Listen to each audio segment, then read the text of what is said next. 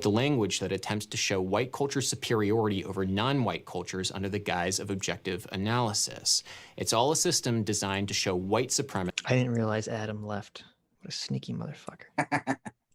Over non-white culture. And if you think that's me being hyperbolic or speculative, wait. A big claim was just made. Okay, let's go back. Cultures under the guise of objective analysis. It's all a system designed to show white supremacy over non-white culture. And if you think... Okay. And Shapiro and his music theorist father who went to music school. Western music theory has developed a language that attempts to show white culture superiority over non-white cultures under the guise of objective analysis. Okay, so the claim Adam Neely just made was that music theory taught in America was designed to show that white culture is superior to all others. That's what he just said. Okay. It's a very big claim. I would want to say that you could, each analysis for these different genres, you could say the same claim that each of the analysis for different genres are designed to prove the genius of that specific genre. Right. I don't know if you were to analyze jazz music, if you are now proving that Black ideals are better. Exactly. But that's true. But what's also true is that Adam Neely is making a very racist statement. And he doesn't realize it. Because we'll say, okay, we'll see what his evidence is for the claim that music theory in America is promoting Western supremacy, or no, I'm sorry, white supremacy intentionally. That is his claim. It's intentional.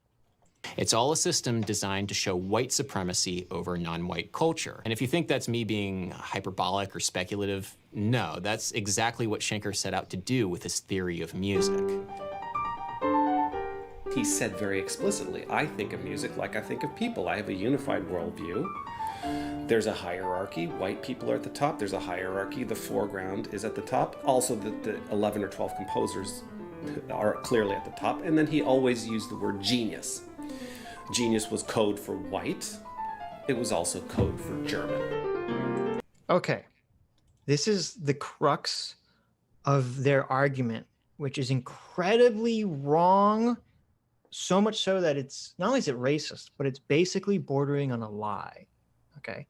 Schenker was not a white supremacist.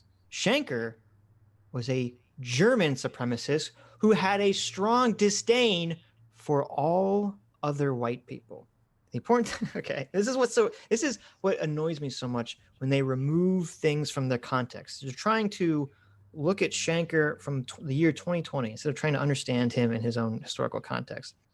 Schenker was a German Jew, okay, a German Jew whose writings were taking place post World War I. Okay, so what happened in World War I? Do we remember what was going on in World War I? Was that the time period where all the white European people were trying to murder the fuck out of each other?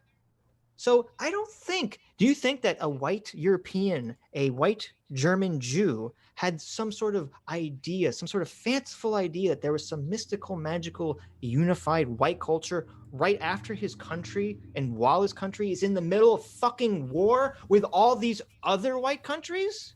Is Schenker Jewish? Is that what you just said? Yes, he's a Jewish German person. Oh my God. And he died before World War II, which is important. And we'll get into that later. Holy shit. And so this is why this is so dishonest, because Ewell and Adam Neely. He's really anti-Semitic. Boy, he's going after Schenker. He's going after Ben Shapiro. Boy, this guy, what's going on here? Euler and Adam Neely quote Schenker's like journals in his work. So clearly they've seen them, okay? Clearly they're aware of them. And if that's true, then you'll know that Schenker did not like other white people, okay? There's quotes of Schenker talking about how Americans are basically all thick, stupid shopkeepers with little addled brains that are startled by and strained to apprehend the crudest thoughts. He talks about how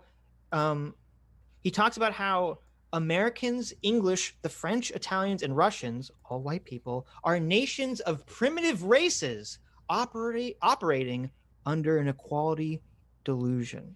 Okay. In Shanker's, it's really funny. There's a work where he's like, he's analyzing some aspect, I think, of Beethoven. And in the middle of it, in the footnotes, he goes on a long tirade where he basically insults every white European country through some sort of like bigoted stereotype, saying like, oh, all the Englishmen like X, and all the Americans like Y, and all the French like Z. Like, what did the Americans like? What did the Americans like? I don't. It's not important. I didn't write it down in the notes. Okay. But it is important, Sitch. It's very important. Was it fireworks?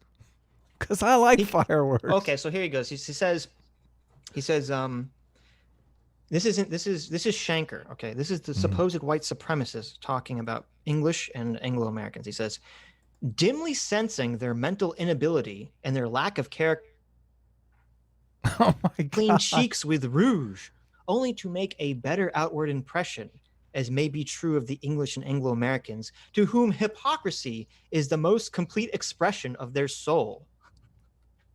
Wow. And then after that, he says, the English language is the lowest of all languages and is completely degenerate.